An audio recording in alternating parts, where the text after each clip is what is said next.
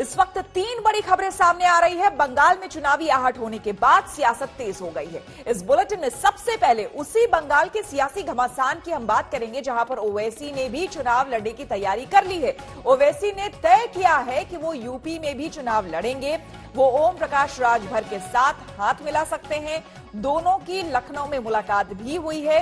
वहीं ओवैसी के बंगाल प्लान के मुताबिक उनकी पार्टी की लगातार बैठक हो रही है ताकि बंगाल में अपना पांव जमाया जा सके। इसके लिए एआईएमआईएम बंगाल में सदस्यता अभियान भी चला रही है। इस वक्त की एक अहम खबर यह भी है कि अमित शाह अपने बंगाल दौरे पर किसान के घर लंच करेंगे, वहां रैली भी करेंगे।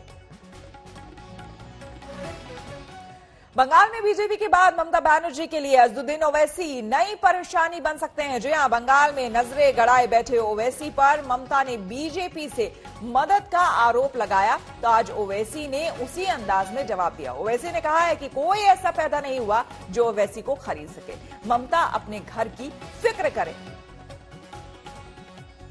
तो भाई असदुद्दीन ओवैसी को कोई इतना बड़ा आदमी पैदा नहीं हुआ दुनिया में जो दौलत की बिना पर खरीद सके। तो ये इल्जाम बेबुनियाद है और ये बौखलाहट का शिकार हो चुकी है। ममता बनर्जी को फिक्र करनी चाहिए अपने घर की। इतने लोग उनके बीजेपी में जा रहे हैं, वो उसकी फिक्र करे। और ममता बनर्जी को हम एक अनसॉलिसिटेड सजेशन देना चाह रहे हैं कि उन्होंने जिस तरीके से बीजेपी से मुकाबला किया पार्लियामेंट के चुनाव में, तो 17 बीजेपी जीत गई, हम तो थे भी नहीं वहां पर। और दूसरा, ममता बनर्जी ने बिहार के वोटर्स को उनकी बेइज्जती की है, ये कहकर के इनको कामयाबी मिली बिहार में। ममता बनर्जी ने ओवैसी को लेकर क्या कहा था, आपको ये सुनवाते हैं। মাইনরিটিসদের ভোট ভাগ করবার জন্য আবার হায়দ্রাবাদের একটা পার্টিকে ধরে এনেছে। সেই পার্টিটা আবার এখানে কয়েক টাকা জোগাড় করে বিজেপি টাকা দেয় আর বিজেপির টাকায় ওরা এটা করে যায়। দেখেছেন আপনারা, বিহারের ইলেকশনে প্রমাণিত হয়ে গেছে, অন্যান্য ইলেকশনে প্রমাণিত হয়েছে। হিন্দুদের কাছে গিয়ে বলবে ওদের খুব হিন্দু, মুসলিমদের বলবে ওই নেতাগুলোকে, সব মুসলিমরা নয়, ওই হায়দ্রাবাদের ওই নেতাদের, ওরা বিজেপির সমর্থক, গিয়ে বলবে হিন্দুদের এলাকায় খুব গালাগালি দাও হিন্দুদের, তাহলে কি হবে? হিন্দুরা রেগে যাবে, ভোটটা আমি পাবো। আর মুসলিম এলাকায় গিয়ে তুমি মুসলিমদের হয়ে এমন ভালো ভালো কথা বলো যাতে মুসলিমদের ভোটটাও আমি পাই। অর্থাৎ বিজেপি হিন্দুদের ভোটটা নেবে আর ও মুসলিমদের ভোটটা নেবে, আর আমি কি কাঁচা কলা খাবো?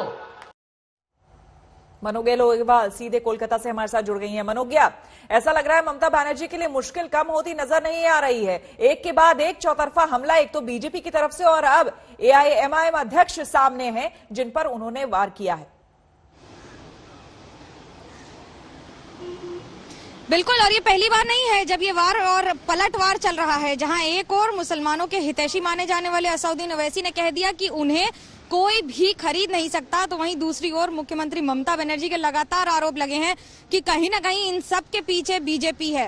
बीजेपी हो या ओवैसी हो, हर एक व्यक्ति ने यही कहा है कि पहले अपना घर संभाल लीजिए फिर हम पर आरोप लगाइएगा। लेकिन इस समय जिस तरह से दीदी के तेवर और दीदी के कलेवर हैं, ये बात कहना गलत नहीं होगा कि थोड़ी सी चिंता जरूर है।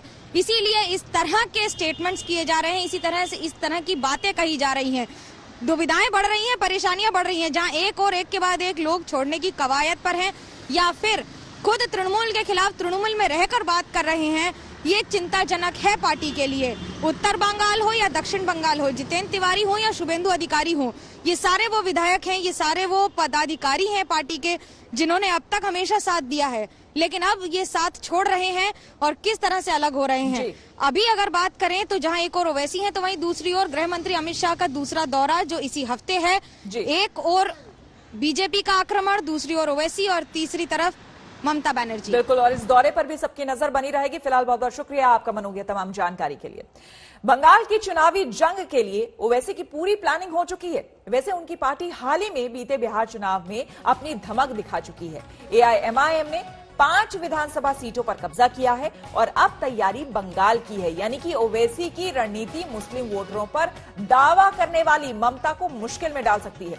वहीं दूसरी ओर ओवैसी 2022 में होने वाले यूपी विधानसभा चुनाव के लिए भी रणनीति बनाने में जुट गए हैं। वो छोटी पार्टियों के साथ हाथ मिलाना चाहते हैं। इसके लिए उन्होंने आज ओम प्रकाश राजभर से मुलाकात भी की है। ओवैसी ने ममता बनर्जी को चुनावी चैलेंज दे दिया है तो बीजेपी भी कमर कस चुकी है। गृह मंत्री अमित शाह, आपको बता दें, 2 दिन के बंगाल दौरे पर जा रहे हैं। 19 दिसंबर को वो मिदनापुर जाएंगे, जबकि 20 को बोलपुर में उनका कार्यक्रम है। इस दौरान वो किसान के घर लंच भी करेंगे।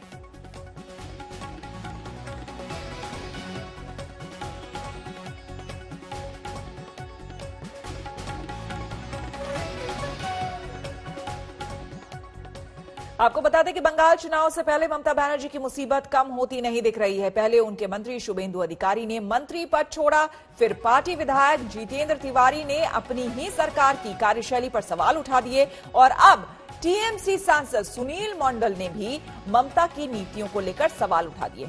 उन्होंने आरोप लगाया है कि पार्टी में सभी नेताओं से सलाह मशविरा नहीं किया जाता है। सुनील मंडल ने टीएमसी के रणनीतिकार प्रशांत किशोर पर भी निशाना साधा है। देखिए, हम तो जो भी मेरे मुद्दे हैं, मैंने कहा था कि मैडम के सामने मैं बात रखना चाहता हूं और आरोप विश्वास जी के माध्यम से मेरे पास एक खबर भेजी गई है कि 18 को मैडम 5 मिनट समय दे सकती है। तो स्वाभाविक है कि मैं 18 को ही मैडम के सामने जो बात रखना है। इस बीच आपका कोई नया प्लान? नहीं, कोई प्लान नहीं है। हम लोग नॉर्मली ऐसा काम करते हैं डेवलपमेंट के लिए, सारे डेवलपमेंट वो काम करेंगे।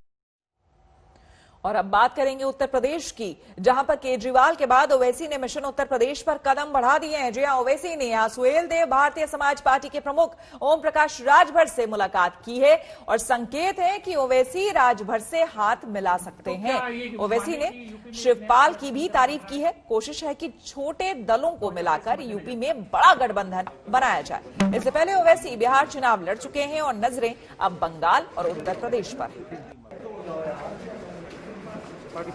शिवेंद्र हमारे संवाददाता हमारे साथ जुड़ गए हैं ज्यादा जानकारी के साथ। शिवेंद्र, हालांकि राजभर साहब खुद अभी भाजपा की जो सरकार है उसमें मंत्री हैं उत्तर प्रदेश में, लेकिन छोटे छोटे दलों को टारगेट करके गठबंधन की तैयारी। देखिए श्वेता, ये ओम प्रकाश राजभर जो है वो बीजेपी के साथ मंत्री कैबिनेट जरूर रहे हैं, लेकिन अब नहीं है। उन्होंने पार्टी छोड़ दी थी तमाम मांगों के साथ और उसके बाद लगातार बीजेपी की बुराई करते रहे और ये बात तय हो गई थी कि बीजेपी को डैमेज करने के लिए जिस तरह का भी जो भी इक्वेशन बन सकती है वो करेंगे। और ओवैसी के साथ बातचीत पहले से चल रही थी और आज ओवैसी की जो यहाँ लखनऊ विजिट हुई है वो अचानक से आनंद फानंद में और चुपचाप मुलाकात हुई पहले, उसके बाद उन्होंने सार्वजनिक किया कि हम लोग साथ बैठे हैं, इसके मतलब निकलने चाहिए। तो इस विजिट में असदुद्दीन ओवैसी ने साफ कर दिया कि उनको ओम प्रकाश राजभर से तो मिलना ही था और साथ ही साथ शिवपाल यादव से भी मिलना था। हालांकि शिवपाल यादव की एक बड़ी बैठक अपने संगठन के लोगों के साथ चल रही जो शाम तक चलेगी, इस वजह से इन लोगों की मुलाकात नहीं हो पाई। लेकिन इतना तय है कि शिवपाल यादव की प्रगतिशील समाज पार्टी जो है वो और ओवैसी के AIM पार्टी जो है वो दोनों गठबंधन की ओर आगे बढ़ रहे थे और इन लोगों के बीच में बातचीत कई दौर की हो भी चुकी है। आज की मुलाकात के बहुत मायने हैं। पहले अरविंद केजरीवाल ने यूपी में साफ किया कि वो 2022 के चुनाव लड़ेंगे। अब ओवैसी ने कह दिया कि वो भी 2022 के चुनाव लड़ेंगे और बिहार की 5 सीटों की जीत के बाद इसके मायने और बढ़ जाते हैं। हालांकि इससे बीजेपी को बहुत ज्यादा कोई नुकसान होता नजर नहीं आता, क्योंकि अगर इन छोटी छोटी पार्टीज को मिलाकर के ओवैसी रोकना चाहेंगे, जरा सुनवाते हैं पहले कि ओम प्रकाश राजभर से मुलाकात के बाद ओवैसी ने क्या कहा था। हमारी बातचीत हुई है और MIM पार्टी जो है भागीदारी संकल्प मोर्चा के साथ रहेगी और इंशाल्लाह जनवरी में प्रोग्राम बनेगा और मीटिंग्स होंगी, क्योंकि पब्लिक मीटिंग्स का तो कोविड की वजह से रिस्ट्रिक्शन है, मगर जनवरी में और भी आवाम से मुलाकातें होगी, मीटिंग होगी और यकीनन हम इस सफर में सर के साथ हैं और आगे बढ़ेंगे। सर, और कौन कौन होगा इस गठबंधन में? शिवपाल यादव भी आपकी तारीफ कर चुके हैं, बहुत आपसे प्रभावित दिख रहे हैं आजकल। नहीं, वो भाई एक बात का तो इकरार करना पड़ेगा कि जनाब शिवपाल साहब उत्तर प्रदेश की राजनीति में एक बहुत बड़ा चेहरा है और उनका बहुत बड़ा तजुर्बा रहा है देखिए आगे अभी क्या होता है, हम उनसे मुलाकात करेंगे तो आपको बता पाएंगे। तो नए गठबंधन, नए समीकरण की तलाश उत्तर प्रदेश में और बंगाल में भी। रुक करेंगे अगली खबर का। आपको बता दें कि भारत पाकिस्तान के 20 साल 1971 में हुए युद्ध की 50वीं वर्षगांठ के मौके पर प्रधानमंत्री मोदी ने थोड़ी देर पहले ही दिल्ली में वॉर मेमोरियल पर शहीदों को श्रद्धांजलि अर्पित की। प्रधानमंत्री ने इस खास मौके पर स्वर्णिम विजय मशाल प्रज्वलित किया, जो कि 1971 के जाबाजों के गांव तक जाएगी। राष्ट्रीय 1971 की महाविजय का जश्न देश मना रहा है। अब बात उसी शानदार जीत से जुड़े एक जाबाज की, जिसे दुनिया शहीद मान चुकी थी, लेकिन 49 साल बाद उनके पाकिस्तान में होने की खबर आई। अब घर वालों की खुशी का ठिकाना नहीं है।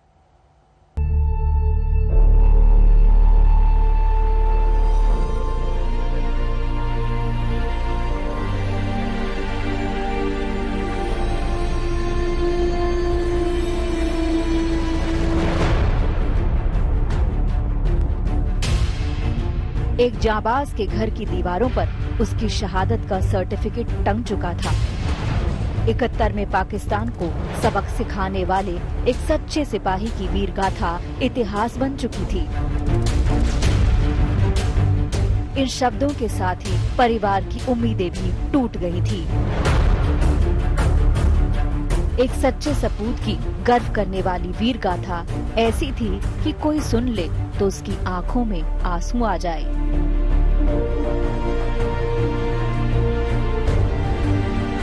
कुछ ऐसा ही है जालंधर के जाबाज मंगल सिंह का सच। भारतीय फौज का एक सच्चा सिपाही, 1971 में पाक को धूल चटाने वाला वो वीर साहसी। जंग की वो तस्वीरें गवाह हैं कि युद्ध में कैसे पाकिस्तान की मिट्टी पलीत हुई थी। भारतीय सेना ने पड़ोसी मुल्क की ईंट से ईंट बजा दी थी। उस भारतीय फौज का हिस्सा थे मंगल सिंह। सिपाही मंगल सिंह भी 1971 के युद्ध में लड़े थे, लेकिन पता चला कि वो लापता हो गए। फिर खबर आई कि पाकिस्तानी सेना ने उन्हें गिरफ्तार कर लिया। 1971 में 27 साल के सिपाही मंगल सिंह बांग्लादेश मोर्चे पर तैनात थे। तभी सेना का टेलीग्राम मिला कि नाव डूबने से उस पर सवार मंगल सिंह समेत कई सैनिक जान गंवा बैठे। लेकिन साल भर बाद ही रावलपिंडी रेडियो पर एक शुभ समाचार मिला। मंगल सिंह ने संदेश दिया कि वो ठीक हैं। तब से लेकर अब तक उनकी कोई खबर नहीं थी, न कोई चिट्ठी, न पत्री, न कोई संदेश। मंगल सिंह के घर वालों की उम्मीदें धुंधली पड़ने लगी थी। पत्नी सत्या देवी के चेहरे की झुर्रियां उस इतिहास की गवाही दे रही हैं।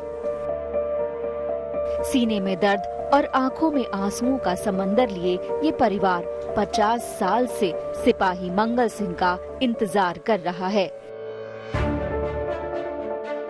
ये मंगल सिंह की वापसी से नाउम्मीद हो चुके थे, लेकिन एक पन्ने की चिट्ठी ने मानो गम के पहाड़ को बौना कर दिया है। अभी 2 दिसंबर को ही विदेश मंत्रालय से मंगल सिंह के परिवार को एक चिट्ठी मिली है। ये चिट्ठी पाकर पूरा परिवार फूले नहीं समा रहा। इसके मुताबिक मंगल सिंह के पाकिस्तान में होने की उम्मीद है। ये वो शब्द हैं जिन्हें सुनने के लिए पूरा परिवार 49 साल से इंतजार कर रहा था। एक एक पल तड़प तड़प कर कट रहा था, लेकिन मंगल सिंह के पाकिस्तान की कोट लखपत जेल में होने की खबर मिली तो खुशी का कोई ठिकाना नहीं रहा। रेडियो च बोले सी। अच्छा, रेडियो के थ्रू पता लगा। हाँ जी। फिर उस तो बाद खबरां चलिया उधरों कैदी आया छुट के फिर मेरे बड़े मुंडे को पता लगा। मंगल सिंह के नाम पर सड़कों का नाम रखा जा चुका था। हर साल शहीद मानकर सम्मानित किया जाता था, लेकिन एक चिट्ठी ने बेशुमार खुशियों की बारिश कर दी है। जब मंगल सिंह गायब हुए थे तब उनके 2 बेटे थे, एक 3 साल का और दूसरा 2 साल का, लेकिन अब फला फूला परिवार है। 2012 में जब ना रिफुद्दीन नाम का एक आदमी आया था पाकिस्तान से छूटकर, और वहाँ से ना वो लेटर लेके आया था, तो उसमें हमारे दादाजी का नाम आ गया था तभी से पापा ने कार्रवाई करनी शुरू कर दी। फिरोजपुर में भी एक आदमी आया था, उनसे भी बात हुई थी, तो उन्होंने भी मतलब मंजूर किया कि इस नाम का आदमी वहाँ पे है। तो तभी तो वो कोट लखपत जेल में थे।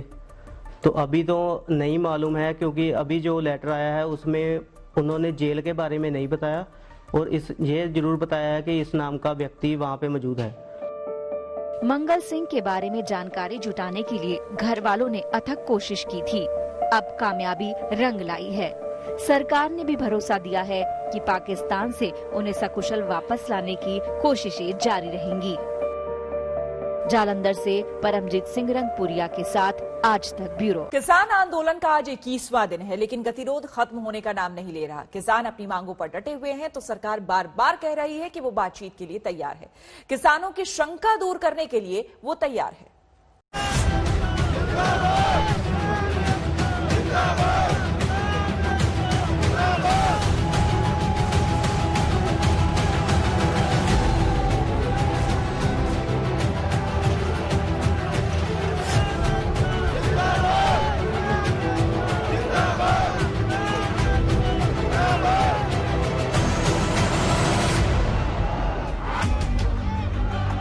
कृषि कानून को लेकर कितना कंफ्यूजन है, कितनी क्लियरिटी है। केंद्र सरकार के अपने दावे हैं और कृषि सुधार कानून का विरोध कर रहे किसानों के अपने। टकराव का अंत कब होगा, कैसे होगा, ये तारीख अभी दूर दूर तक नजर नहीं आती। आंदोलन की प्लानिंग को लेकर किसान संगठनों का मंथन जारी है। आगे की प्लानिंग को लेकर जो मंथन हुआ और जो रोड मैप तैयार हुआ, उसका नक्शा समझिए।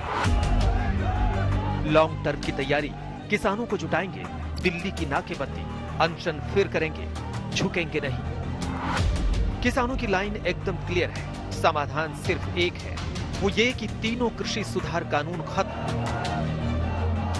किसान संगठन ने मंथन के बाद प्रेस कॉन्फ्रेंस में अपने आगे की पूरी रणनीति समझा दी। ये जो जंग है, ये इस कगार कर पहुंची है कि चाहे जो भी हो जाए, ये हम जंग जीत कर ही जाएंगे। पूरे देश में गांव-गांव में हम 20 तारीख को हमारे सभी जो आज तक के किसान आंदोलन के शहीद हैं, सभी को श्रद्धांजलि अर्पित की जाएंगी।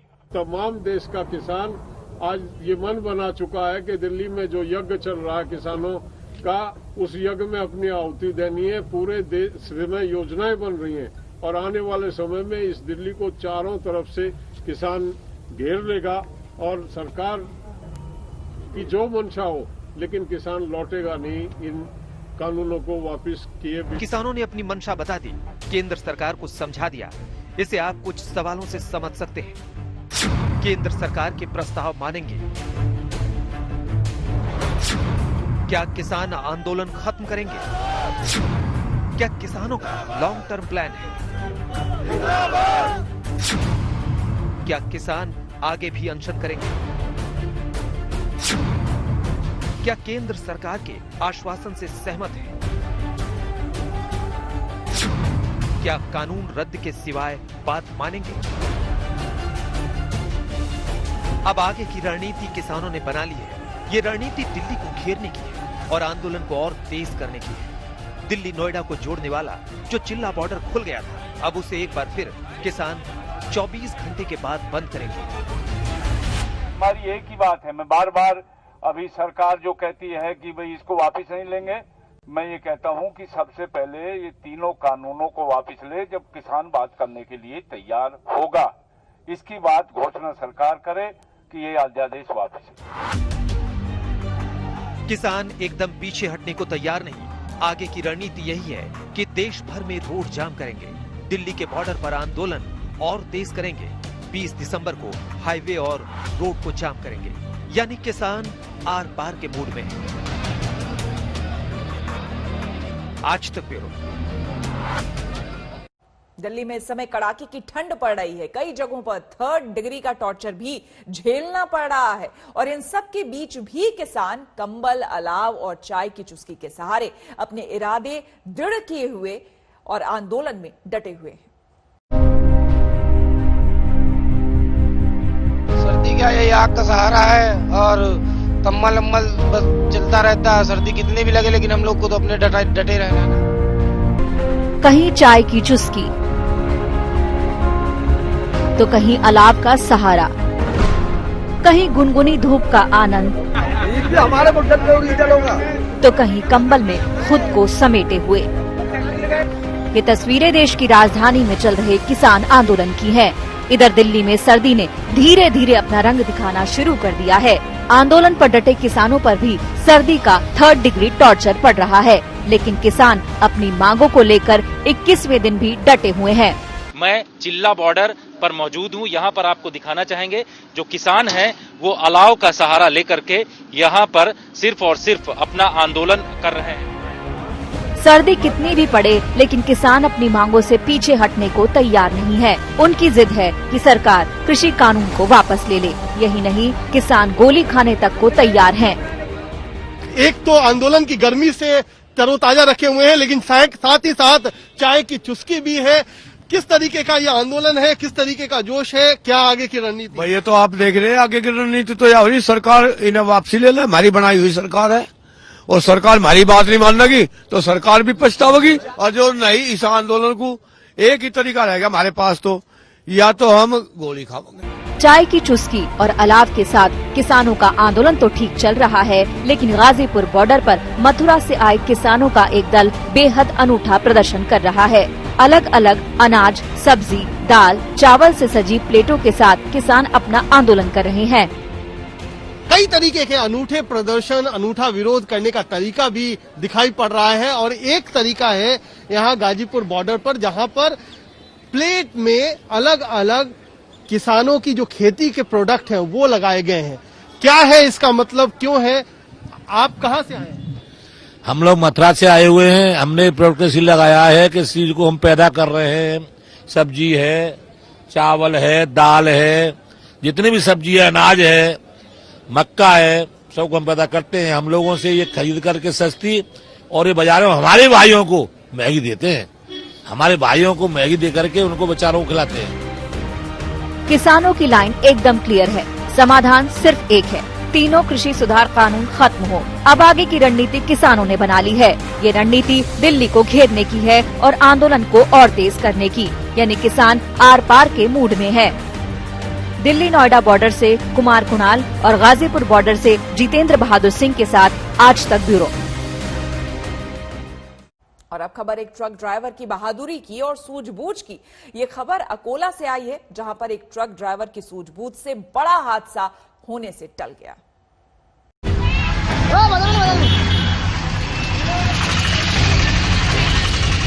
जलते हुए ट्रक की ये तस्वीर आपको हैरान कर सकती है। इस तस्वीर को देखकर आप चौंक जाएंगे। इस वीडियो को देखकर आप सोच रहे होंगे कि क्या ड्राइवर ट्रक के पिछले हिस्से में लगी आग से बेखबर है? तो जवाब सुनिए, नहीं, बिल्कुल नहीं। दरअसल ये खबर ट्रक में लगी आग से ज्यादा ट्रक ड्राइवर की सूझबूझ और बहादुरी की है। महाराष्ट्र के अकोला से दबकी रोड से गुजर रहे चारे से भरे इस ट्रक में बिजली के तारों से आग लग गई। जहां आग लगी वहां झुग्गी बस्ती थी। बस्ती के लोगों को आग से किसी भी तरह का नुकसान न हो, इसके लिए ड्राइवर ने त्वरित सूझबूझ दिखाते हुए ट्रक को बस्ती से निकालकर खुले मैदान में पहुंचा दिया, जहां दमकल कर्मियों ने बाद में आग पर काबू पाया। आज तक ब्यूरो।